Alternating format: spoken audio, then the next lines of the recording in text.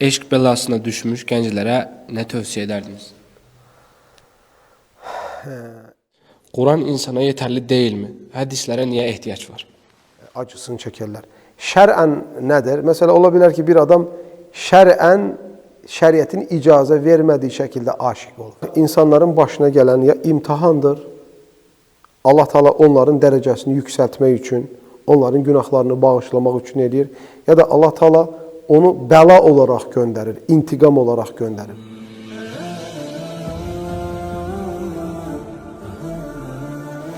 Bismillahirrahmanirrahim. Öncelikle Veysel kardeş tekrar teşekkür ederek röportajımızı kabul ettiğiniz için. Gene çokça sorulan, bize yönəldilmiş, medyada çokça gelen suallardan bazılarını topladık. Aileyle ilgili, gençlerle ilgili vesaire size soruşacaq. Vaxt itirmədən hemen ilk sualıma keçirəm. Birinci sualımız odur ki, maddi sıxıntılara göre ailede problem yaşanırsa, bu halda nə edilməlidir? Bismillahirrahmanirrahim. Elhamdülillahi ve salatu ve selamu ala Resulillah. Amma ba'd. Mən də sənə Davud təşəkkür edirəm. Bu podkastı və yaxud da sual cavabı çəkdiyin üçün. Təbii ki, Resulullah sallallahu aleyhi ve sellem buyurur ki, "Əddəllu aləl xeyri kəfəilihi." Xeyrə yönəldən onu etmiş kimidir. Bugün İslam'a xidmət eləməmiz üçün Müslümanlar bir-birinə yardımcı olmalıdırlar. Bir qism danışırsa, bir qism onu yaymalıdır. O bir qism onun başqalarına çatmasına vəsilə olmalıdır və sizin etdiyiniz də elhamdülillah dəvətdən bir parçadır. Barakallahu fikum.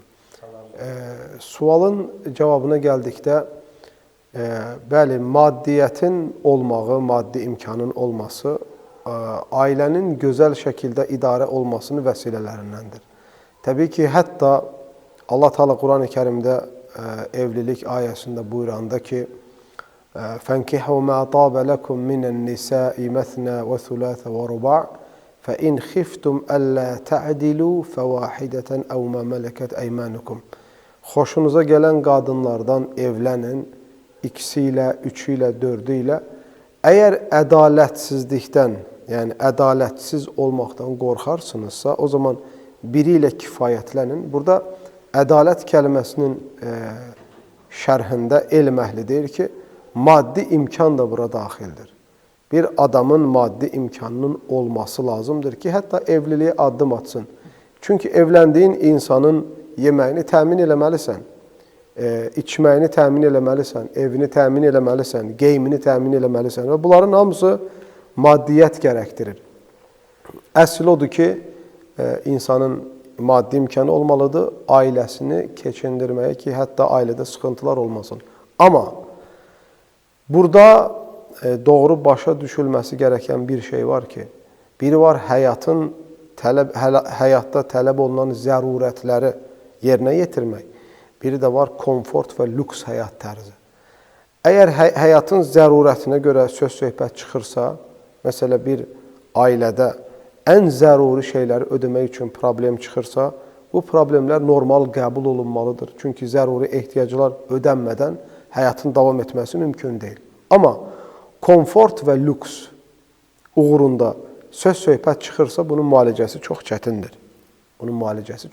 Misal üçün, əgər bir qadın ərindən davamlı fərqli ölkələrə tətilə getməyi tələb edirsə, baxalı paltarlar tələb edirsə və yaxud da özünü başqaları ilə müqayisə edib, komfort yaşayanlar kimi yaşamaq istəyirsə və bunu etməyin üçün problem çıxardırsa, bu əslində bunun çözümü çətin olan bir problem adı verə bilərik. Adətən əgər bu sonlandırılmasa bu problemlər, bu sonunda ailənin dağılmağı ilə, boşanmaqla nəticələnə bilər. Amma bu sualdan başa düşdüyüm odur ki, əslində əgər ailədə başqa şeylər doğrudursa, maddi sıxıntılar problemə çevrilməməlidir. Yəni, adətən biz evliliyə bir yuva kimi baxırıq, gələcək ocağı kimi baxırıq. Yəni, bu ailədən övladlar yetişəcək bir gələcəyə baxış, ümid kimi baxırıq. Ona görə də məsələ normalda maddi cəhətdən, maddi imkansızlıqlara görə evdə problem çıxmamalıdır. Və çıxdığı zaman da düşünürəm ki, mütləq nəsihət olunmalıdır və bu belə şeylərə görə ailənin huzuru pozulmamalı, anlatılmalıdır. Yoxsa bu şeylərin hamısı nəzərə aldıqdan sonra hələ davam edirsə, bunun deyə bilərəm ki, aqibəti çətin olar. Hətta başqa yollarda necə çözüm ola bilər, hətta bu başqa mövzuya bizi apara bilər. Sözün qısası, maddi əksikliyə görə nə kişi, nə qadın ailədə problem çıxartmamağa çalışmalıdırlar. Çünki yuva gözü ilə baxmaq bir ailəyə bunu icab eləyir. Əgər çıxardılarsa da qorxulmalıdır ki, bu ailənin dağılması ilə tamamlana bilər və ailə dağılmasın deyə bu nəsihət və yaxud da müalicə yollarına başvurmaq lazımdır. Allahu aləm. Suallardan digəri belədir ki, Quran insana yetərli deyilmi? Hədislərə niyə ehtiyac var? Rasulullah sallallahu aleyhi və səlləmin dönəmində Peyğəmbər sallallahu aleyhi və səlləm ətrafında sahabələr vardı. Sayları 5-10 deyil idi. Minlərlə Rasulullah sallallahu aleyhi və səlləmin ətrafında inananlar, sahabələr, bu dinin yayılmasına vəsilə olan kişilər var idi, qadınlar var idi. Və Peyğəmbər sallallahu aleyhi və səlləm onlara Allahın ayələrini oxuduğu zaman, Allahın ayələrini şərh elədiyi zaman biri gəlib demirdi ki, ya Rasulallah, bizə sənin sözlərin, hədislərin lazım deyil. Biz sadəcə Quran-ı Kərim bizə kifayətdir və bununla biz kifayətlənməliyik. Asla. Nə bu tabeinlərin dönəmində olmadı, nə tabeinlərin dönəmində olmadı. Ona görə ki, bu din həm Allah Azze və Cəllənin nazil etdiyi ayələrdir, hansı ki, onlar da bizə sahabələrin vasitəsilə gəlib mütəvatir olaraq çatmışdır. Həm də Quran-ı Kərimin şərhi, Peyğəmbər sallallahu aleyhi və səlləmin izahatı. Dinimiz bundan ibarətdir. Bu birinci məsələ. İkinci məsələ, Rasulullah sallallahu aleyhi və səlləmin sünnəsi, səhih sünnəsi, hədisləri Quran-ı Kərimin şərhidir.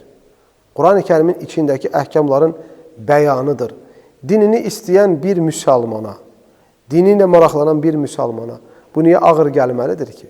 Çünki bu din həm Allahın kitabı ilə, həm Peyğəmbər s.ə.v-in sünnəsi ilə tamamlanır. Dinimizdə şəri məsələlərin başlıqları gəlib. Bir çox məsələlərdə başlıqları gəlib. Onun izahı, detayı, təfsilatı isə Quran-ı Kərimin içəriyində yoxdur. Onun açıqlaması sünnədə gəlir. Hətta Quran-ı Kərimin özünə baxsaq, Allah Teala bizə Peyğəmbər s.ə.v-in hədislərini, Rasulullah s.ə.v-in Quran-ı Kərimi açıqlamasını götürməmizi əmr eləyir. Allah Teala Həşr surəsində buyurur: وَمَا آتَاكُمُ الرَّسُولُ فَخُذُوهُ وَمَا نَهَاكُمْ عَنْهُ فَانْتَهُوا. Sizə Allahın elçisi nəyi gətirdisə ondan möhkəm yapışın. Sizi nədən çəkindirdisə ondan uzaq durun. Sizə Allahın elçisi nəyi gətirdisə, bugün Rasulullah s.ə.v dediyi hər bir şey bizə onun gətirdiyidir. Rasulullah s.ə.v ümmətini yönəltdiyi hər bir şey onun gətirdiydi. Nisa surəsində Allah Teala buyurur: "Mən yuti'ir rasulə fəqad ata'allah." Kim Peyğəmbər s.ə.və itaət eləyərsə, yəni Rasulullah s.ə.v-in yönəltdiyi, irşad etdiyi, öyrətdiyi şeylərlə gedərsə, Allahın yolu ilə getmiş hesab olunur. Nisa surəsində həmçinin Allah Teala Quran-ı Kərimdə buyurur ki: "Ati'ullaha və ati'ur rasulə." Allaha və onun Rasuluna itaat eləyin, yəni onların bəyan etdikləri ilə. Rasulullah s.ə.və itaat nədir? Allaha itaat və onun Rasul itaati nədir? Allaha itaat Allah Teala'nın kəlamı Quran-ı Kərim.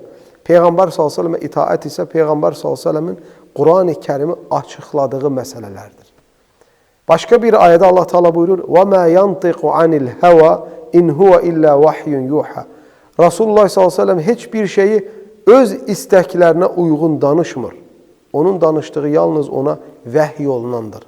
Yəni Rasulullah s.ə.v dini məsələlərdə nəyi ümmətinə deyirdisə, hansı ki ona biz hədis deyirik, o da nədir? Allah Teala tərəfindən vəhy yolundandır. Məna olaraq vəhy yolundandır. Məna olaraq vəhy yolundandır. Çünki Rasulullah s.ə.v-in hər hansı bir dini irşadında, hədislərində yanlışlıq olardısa, Cəbrail əleyhissalam gəlib onu düzəltərdi. Cəbrail əleyhissalam onu gəlib düzəltərdi. Ayrıca sünnənin bizə gəlməyində şübhə oyandırmaq çalışanlar, əslində onların dərdi bizə din yanlış gələr deyə deyil. Əslində bu dinin təməllərini uçurmaq istəyirlər. Əslində insanlar doğru dürüst müsəlman olmamasını istəyirlər. Allahın şəriətinin tapdalanmağını istəyirlər. Sabah birisi gün həmin insanları görəcəksiniz ki, Quran-ı Kərimin özünə də tən eləməyə başlayırlar. Əslində amac Rasulullah s.ə.və tən eləməkdir. Əslində amac İslam dininə tən eləməkdir. Əslində amac aləmləri Rəbbi olan Allahı inkar eləməkdir. Bu fikirlərin arxasında olan amacı budur. Ayrıca yalnız Quran-ı Kərimi götürək bizə o kifayətdir deyən insanlara sual versən ki, sən hardan öyrənə bilərsən ki, məğrib namazını səslə qılınır, məğrib namazı səslə qılınır, işa namazı səslə qılınır, amma əsrlə zöhr səssiz qılınır. Quran-ı Kərimdə bunun detayı, izahı varmı? Xeyr. Allah Teala Quran-ı Kərimdə deyir ki, namaz qılın. Amma hansı namazı neçə rəkət qılmalıyıq? Zöhr 4 rəkətdir, əsr 4 rəkətdir, məğrib 3 rəkətdir. Rəkətlərin rəqəmsal olaraq sayını verən Quran-ı Kərimdə ayə varmı? Ayə yoxdur. Allah Teala Quran-ı Kərimdə buyurur ki, zəkat verin. Amma zəkatı 2,5% verin deyə. Bunu rəqəmsal olaraq bəyan edən ayə varmı?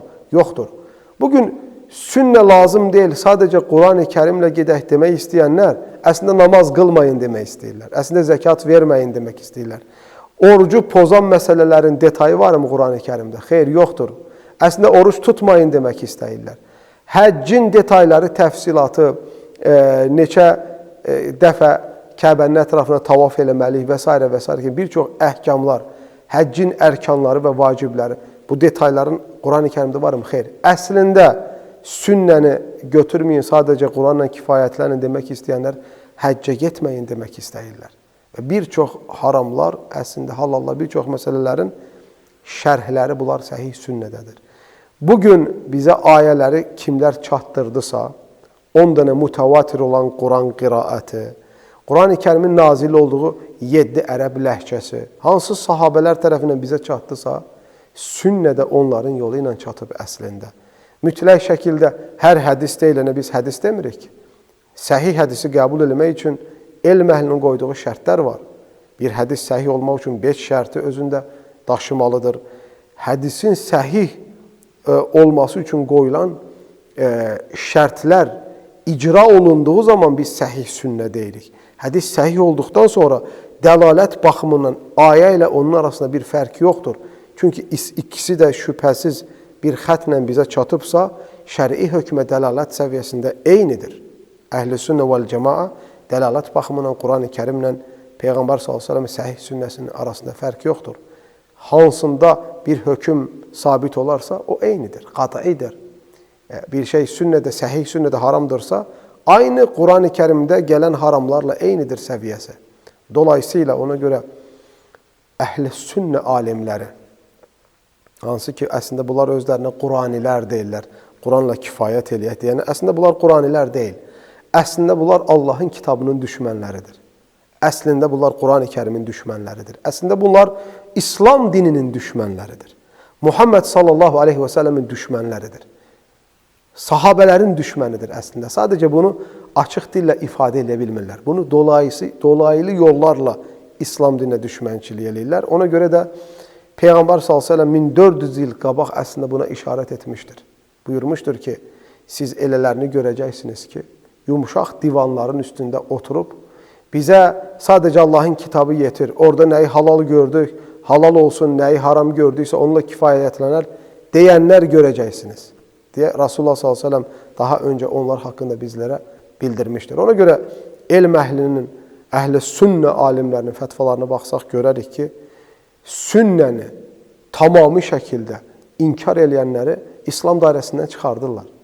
Kimlər ümumiyyətlə sünnəni inkar edirlər, bunların əməllərinin küfr olduğunu və bunu eləyənlərin də kafir olduğunu deyirlər. Məsələ çox təhlükəlidir. Xüsusən də bu zamanda bu xurafi əqidəni, xurafi mənhəci önə sürən İslam düşmənlərinə xidmət eləyənlər çoxdur. Elhamdülillah, nə olursa olsun, hər zaman sünnəni haqqı ilə müdafiə eləyən Allahın aslanları olacaqdır. Bəli. Allah razı olsun. Suallardan digəri belədir ki, sosial şəbəkələr müsəlmanlar üçün niyə təhlükəlidir? Sosial şəbəkəni işlətməyin hökmü onu işlədənə bağlıdır. Əslində təhlükəlidir sözünü elm əhli ona görə ifadə edir ki, adətən sosial şəbəkəyə gənc nəsil girdikləri zaman gənc nəsil də nəfsin istəklərinə daha çox meyilli olur. Şübhələr qarşısında daha aciz olur. Şəhvətin qarşısında daha tez diz çökür. Həyat təcrübəsi daha azdır deyə gənclərin azmaq, yanlış yola düşmək ehtimalı daha çox olur. Bunun baxımından elm əhli gənc nəsli xüsusilə çəkindirir və sosial medianın təhlükəli olduğunu deyil. Əslində, əgər insan bayaq dediyim şeylərdən uzaq qala bilərsə, sosial medianı xeyirli məsələlərdə istifadə edə bilərsə, biz deyə bilərik ki, bəli, bunun özü də gözəldir. Əslində, bugün sosial media vasitəsilə biz də həqiqətləri insanlara çatdırırıq, haqqı deməyə çalışırıq, İslam dinini yaymağa çalışırıq. Ona görə elm əhlinin sözü bu baxımındandır. Ona görə kimlər bu şeylərdə özünü zəif hiss edirsə, təbii ki, biz tövsiyə eləmirik ki, neynəsin, özünü bu şeytan şəbəkəsinə və yaxud da tora salsın. Yoxsa əksi təqdirdə orada yalnız Allahın dininə fayda vermək istəyərsə və asla oradakı günahları, təhlükələr girməzsə, biz onu deyə bilmərik ki, sənin haqqında bu şərlidir və yaxud da təhlükəlidir. Bəli. Allah razı olsun. Suallardan bir digər belədir ki, eşq bəlasına düşmüş gənclərə nə tövsiyə edərdiniz? Eşq bəlasına düşmüş gənclərə onu deyərdim ki, gerçəkdən eşq bir xəstəlikdir.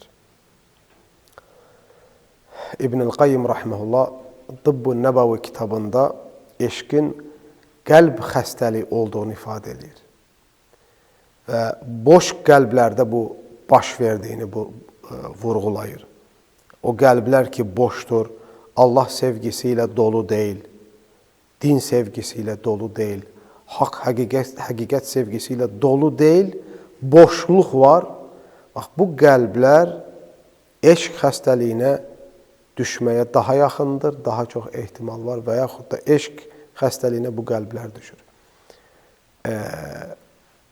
Bu elə bir xəstəlikdir ki, əslində bunun müalicəsi də çox çətindir. Əgər bir insan eşq xəstəliyinin ən yüksək səviyyəsində yüksəlmiş olarsa, hansı ki gözü ondan başqasını görmür, artıq ondan başqasını düşünə bilmir, oturur ağlında o, yer ağlında o, yemək yeyir ağlında o, hər yerdə ağlında, qəlbində, beynində. Bax, bu eşqin təhlükəli bir formasıdır. Bura insan gəlib çatarsa bunun müalicəsi çox çətindir. Ona görə bunun ilk müalicəsi nədir? Bunları qovuşdurmaq. Sevənləri qovuşdurmaq. Yəni, bunun ən önəmli müalicəsi budur. Əgər bir kişi bir qadına aşiq oldusa və yaxud da bir qadın bir kişiyə aşiq oldusa, bunun ilk müalicəsi bunları qovuşdurmaq, evləndirmək. Hədisdə gəlir İbn Abbas radiyallahu anhumadan Peyğəmbər sallallahu əleyhi və səlləm buyurur ki, bir-birini sevənlər üçün nikah kimisi yoxdur. Bir-birini sevənlər üçün nikah kimisi yoxdur. Çünki o sevənlər onunla artıq o huzura qovuşurlar. Yoxsa əksi təqdirdə ya şərən, ya təqdirən sevənlər birləşə bilməzlərsə, bunlar uzun sürə, bəlkə də ömürlərinin axırına kimi o eşqin acısını çəkərlər. Şərən nədir? Məsələn, ola bilər ki, bir adam şərən, şəriətin icazə vermədiyi şəkildə aşiq olur. Misal üçün, bir kişi evli bir qadına aşiq olub və yaxud da qadın məsələ, əli çatmayan bir kişiyə aşiq olub. Bax, bunun ağrısı, acısı daha çox ola bilər. Və yaxud da qədərən mümkün deyil. Məsələn, elə adamı sevir ki, ona qovuşması mümkün deyil. Misal üçün, bir zibildə işləyən bir adam bir padişahın qızını istəyir. Təxminən bunları uzlaşdırmaq mümkün deyil.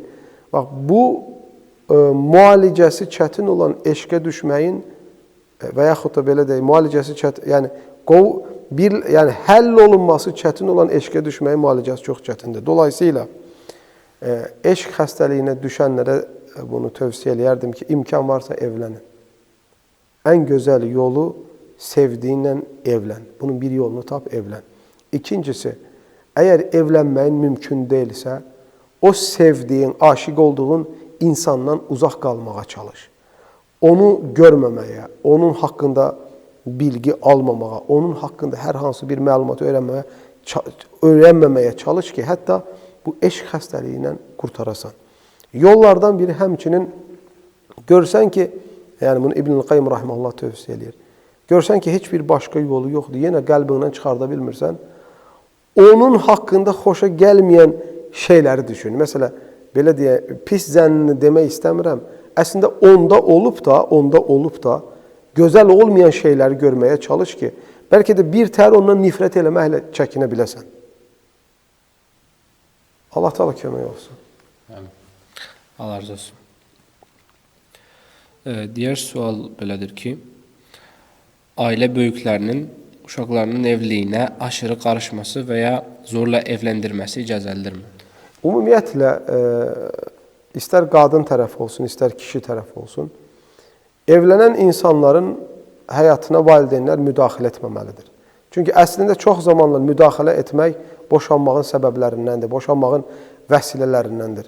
Yəni, bir məsələ oldusa ər-arvad arasında, aralarında bunu çözməyə çalışmalıdırlar.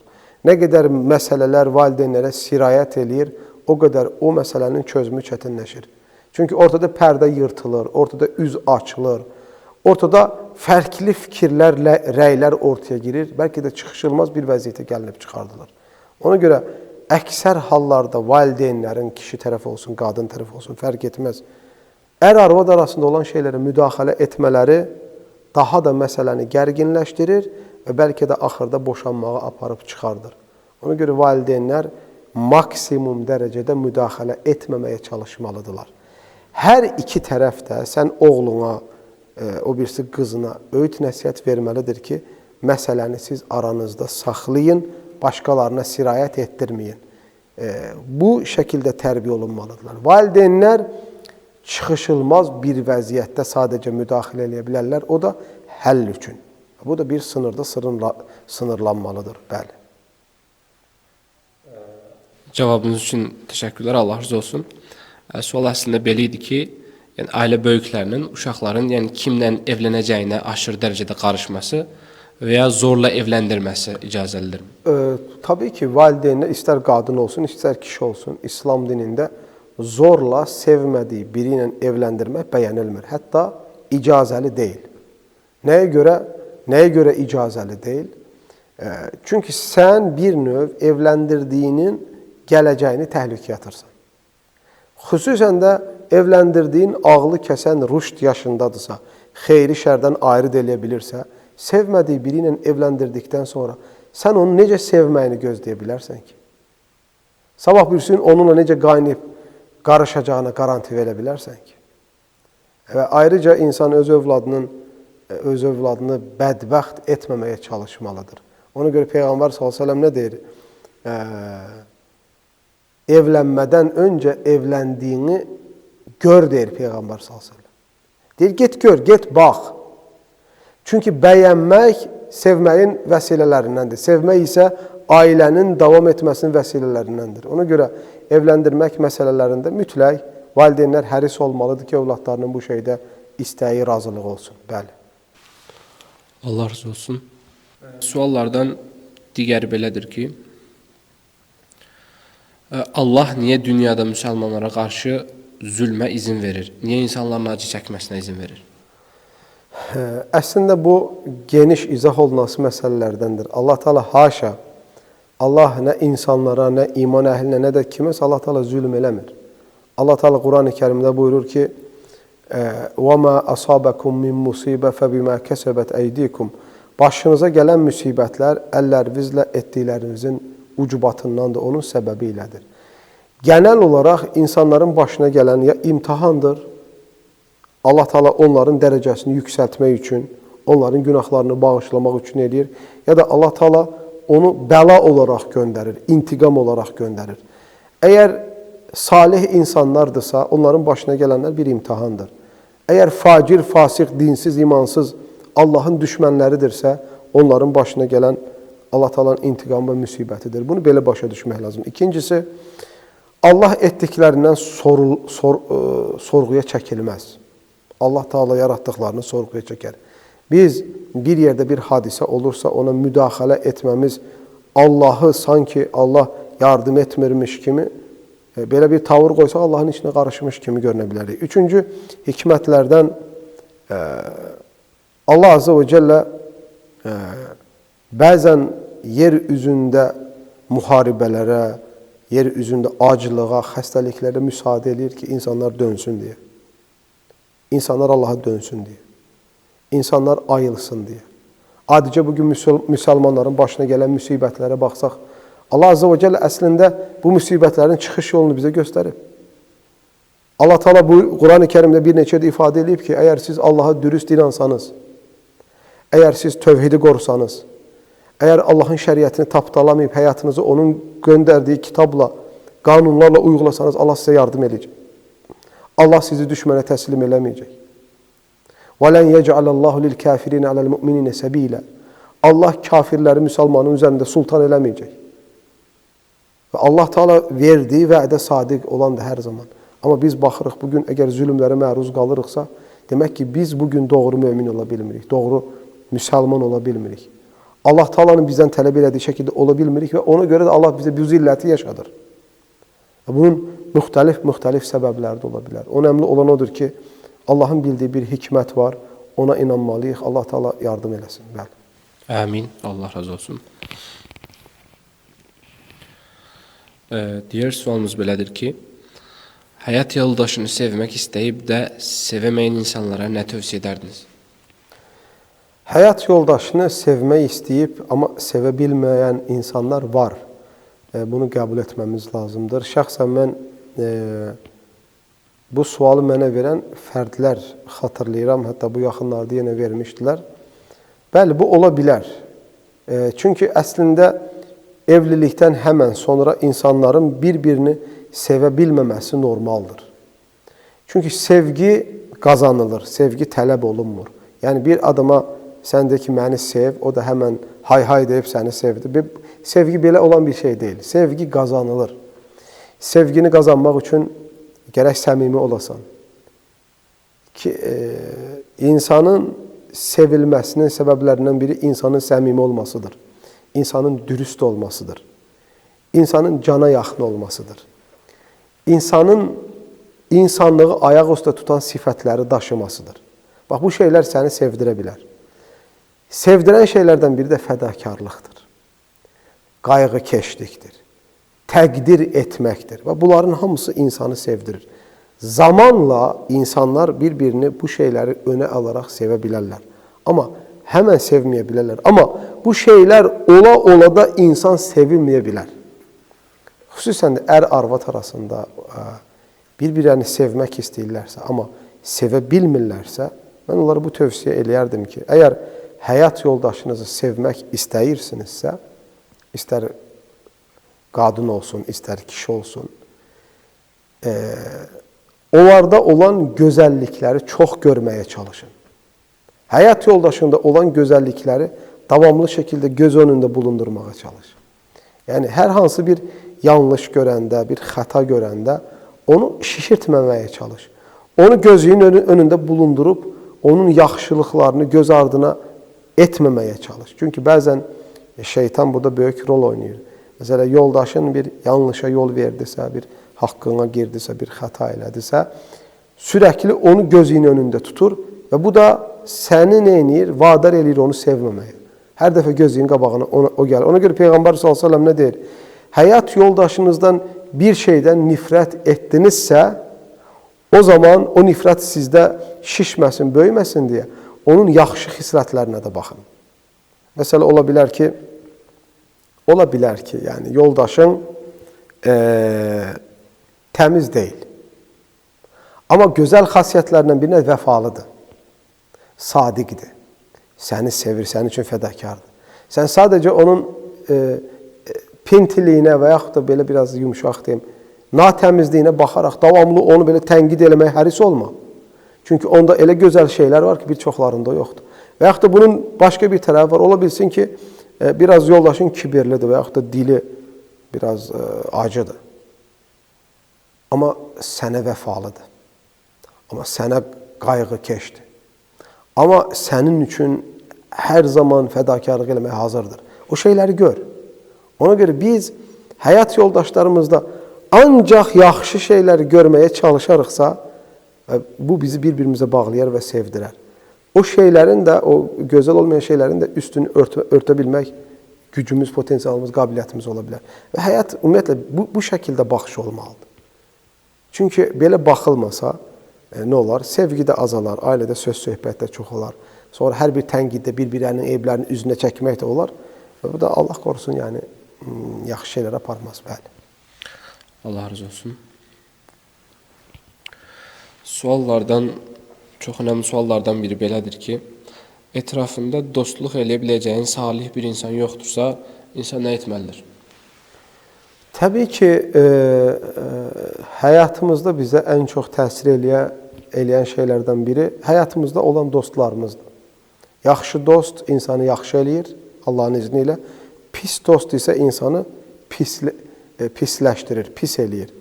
Bu qaçınılmaz bir şeydir. Peyğəmbər s.ə.v buyurur ki, kişi dostunun dilində olar, sizdən biriniz baxsın kiminlə dostluq eləyir. Həyatımızda taqvalı insanları özümüzə dost eləməliyik. Dürüst insanları, mərd adamları, kişi adamları, sadiq adamları, gözəl insanlarla dostluq eləməyə çalışmalıyıq. Amacımız, qayəmiz, hədəfimiz bu olmalıdır. Amma onlar da elə bir çevrədə yaşayarıqsa, bu sifətləri daşıyan adamlar olmazsa, tək qalmağı, tək yaşamağı tərcih eləməliyik. İmkan varsa onlar olan yerə gedəcək, imkan yoxdursa nə olasıdır? Qoy tək qalmayayım da pis insanlarla oturum durum. Asla bu qəflətə düşməməliyik. Çünki Peyğəmbər s.ə.v fitnələrin çox olduğu vaxtı ümmətinə nə edəcəyini bildirib. O da deyir ki, hətta dağlara çəkil, bir qoynuvu götür, bu fitnələrdən uzaq dur.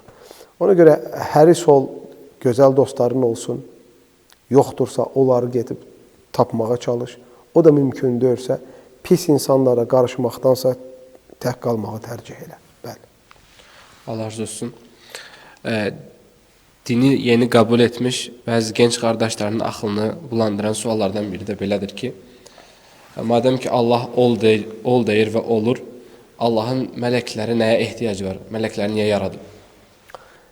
Əslində təbii ki Allah Quran-ı Kərimdə buyurur ki, İzə əradə şeyən innəmə yəqulu ləhu kun fəyəkun. Allah bir şeyin olmağını istəyəndə ona ol deyir, o da həmən olur. Və Allah Teala hikmət sahibidir etmək istədiyi hər bir şeydə. Məsələn, Allah Teala mələkləri yaratmağında, məsələn, günəşi yaratmağında, ay yaratmağında, ulduz yaratmağında, hamısının yaratmağında öz qüdrətini hikmətlərdən biri öz qüdrətini göstərməyidir. Məsələn, Allahın yaratdığı bir mələk yerdən qat-qat çoxdur. Peyğəmbər s.ə.v deyir ki, mən Cəbrail əleyhissalamı Allah yaradan şəkildə 2 dəfə gördüm. Yəni 2 dəfə görüb. Onlardan birini vəsf eləyəndə deyir ki, 600 qanadı var idi. Hər qanadı, bir qanadı məşriqlə məğribin arası qədər idi. Məşriqlə məğribin. Yəni dünyanın, gördüyümüz bu dünyanın həcmi Allahın yaratdığı bir mələyin yanında çox balaca qalır. Bugün Allah Teala dünyanı da yaradıb, mələyi də yaradıb. Mələyi niyə yaradıb? Biz baxsaq Allahın orada qüdrətini görürük, Allahın əzəmətini görürük. Mələyə ehtiyacı olduğu üçün deyil. Bu insan Allahın qüdrətini görsün deyə.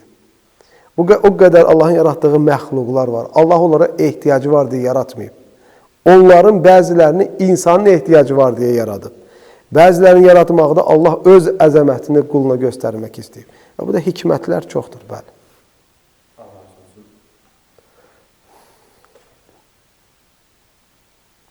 Kifayətlənək mi? Bəli, inşallah bu qədər yetərlidir. Tamam. Allah razı olsun. Röportajımızı qəbul etdiyiniz üçün, gözəl aydınlatıcı cavablarınız üçün. Sağ olun, mən də təşəkkür edirəm. Və sallallahu və səlləm və bərik alə nəbiyyə Muhammed.